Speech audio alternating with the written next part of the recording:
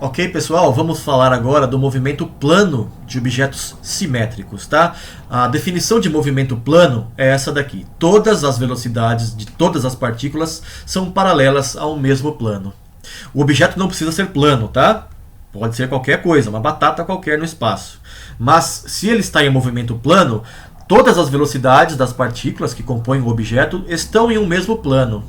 Um exemplo disso é rotação em torno de um eixo fixo, como o que a gente viu até agora, né? Todas as partículas, como eu disse lá no começo, né? Nesse caso, descrevem um círculo paralelo ao plano XY. Então é um movimento plano. Um outro exemplo, deixa eu voltar no slide aqui. Um outro exemplo é o rolamento de um disco, de uma roda ou de uma esfera, seguindo uma mesma direção, tá? Uma roda caminhando, né, girando, seguindo uma direção fixa, ela executa um movimento plano. Tudo bem? O eixo de rotação acompanha, né? O eixo de rotação é o que passa pelo centro de massa, então ele não está fixo, né? Mas mesmo assim ele está em movimento plano, porque todas as velocidades estão no plano da roda. Tá? A gente vai falar sobre rotação, sobre rolamento mais pra frente um pouco mais, tá? Mas é fácil de entender isso, eu acredito.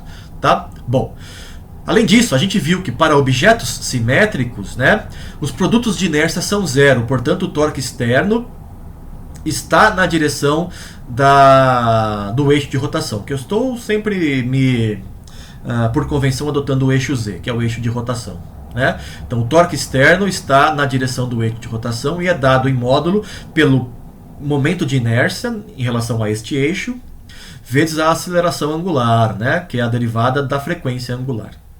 Tudo bem?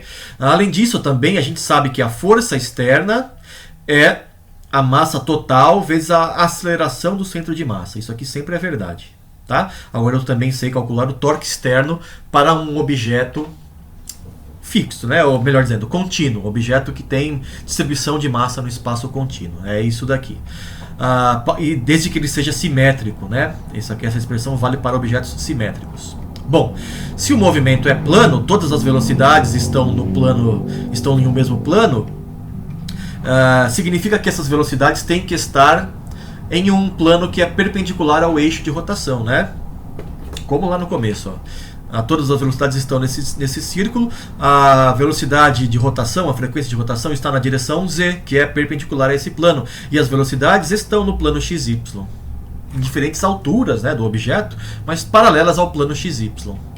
O que faz com que eu possa escrever simplesmente assim, ó, ao invés de escrever vetorialmente o momento angular ou o torque externo, eu vou escrever simplesmente o módulo do momento angular e o do torque externo. Além disso, eu vou simplificar a notação, né, já que o eixo Z é sempre o mesmo, está fixo na direção dele, então eu vou escrever simplesmente I como momento de inércia. E se for pelo centro de massa, eu vou escrever ICM, tá? Em particular, né, um caso particular onde o eixo de rotação passa pelo centro de massa, eu vou escrever ICM. Qualquer outro eixo eu vou escrever só I. Tá? Além disso, né, já falei, mas vou repetir, o φ é o meu ângulo de rotação ao redor do eixo de rotação, que está aqui, né? Eu adoto uma referência para medir o ângulo φ, o ângulo de rotação, tá? E daí eu escrevo sempre...